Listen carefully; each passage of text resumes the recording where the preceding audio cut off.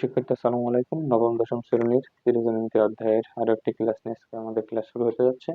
এই ক্লাসে আমাদের থাকছে 16 নং প্রশ্নের সমাধান। তো তোমরা ক্লাসটি মনোযোগ সহকারে দেখলে অবশ্যই বুঝতে পারবে।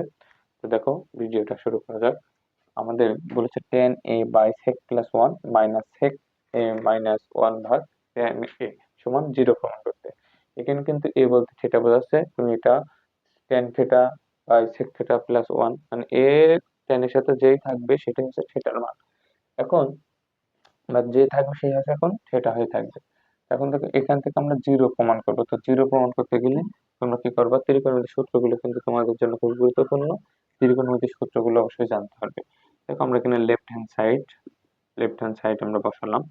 দেখো, tan a by sec a plus 1 minus sec a minus 1 ভাগ tan a। আমরা কি করব, আমরা এটা লসাগু আকারে আছে, লসাগু নেব। আমরা এখানে লসাগু নেব কি sec প্লাস 1 আর tan a নিলাম। sec a প্লাস 1 নিলাম হচ্ছে tan a। এখন এই দুইজনের কাজ কি, দুজনে কার কাছে যাবে, sec প্লাস 1 অর্থাৎ এর নিচে যাবে। নিচে যে ভাগ হবে অবশিষ্ট যেটা থাকবে সেটা উপরের সাথে গুণ হবে। তো দেখো, এই দুইজনকে নিয়ে sec প্লাস 1 এর কাছে গেলাম। তো দেখো, এখানে sec প্লাস 1 এখানে sec প্লাস 1 একই রকম হলে কাটা। তাহলে sec প্লাস 1 আমরা কেটে দিলাম। এই tan যে এই tan এর পাশে বসলো। তাহলে এখন যদি বসে তাহলে tan আর tan মিলে কে যাবে, tan স্কয়ার। এই যে মাইনাস আছে মাইনাস সমান। আবার এই দুজনকে এখানে নিয়ে গেলাম। তাহলে tan আর tan মিল কাটা। এখন আমি sec প্লাস 1 বসাবো এখানে। তা এখানে দেখো, sec a মাইনাস 1 কিন্তু রয়েছে, কিন্তু যাবে কেটা sec প্লাস 1 এখানে। তো আমরা a square minus b square সূত্র কি জানি, a plus b into a minus b। এখন তুমি একটু চিন্তা করো, sec যদি a হয় আর 1 যদি b হয়, তাহলে এটা আছে a প্লাস b, এটা আছে a মাইনাস b। তাহলে কি আমরা কিন্তু এইটা লিখতে পারি a square minus b square. তাহলে a minus square minus b square লেখার আগে আগে এখানে এই মাইনাস a আছে। তাহলে আমরা এখন a বলতে কত sec, তাহলে sec স্কয়ার।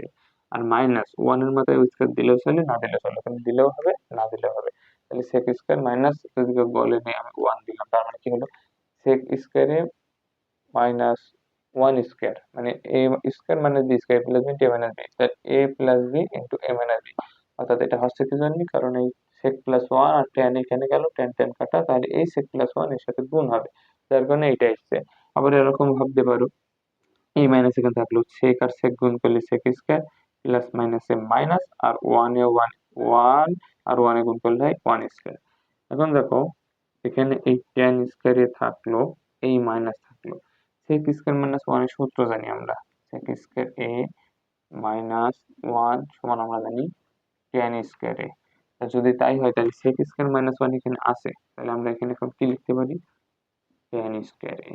আর নিচে যা ছিল তাই, sec a প্লাস 1 আর tan a।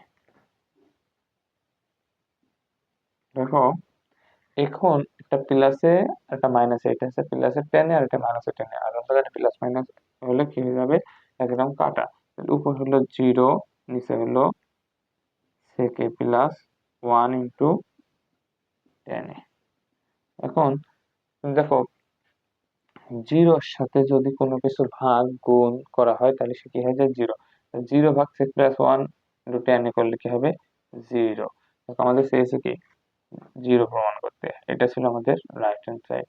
তো আশা করি তোমরা ক্লাসটি বুঝতে পেরেছো। পরবর্তী ক্লাসের জন্য অবশ্যই চ্যানেলটিকে সাবস্ক্রাইব করবে এবং প্রত্যেকে লাইক, কমেন্ট এবং শেয়ার করবে। সকলকে ধন্যবাদ।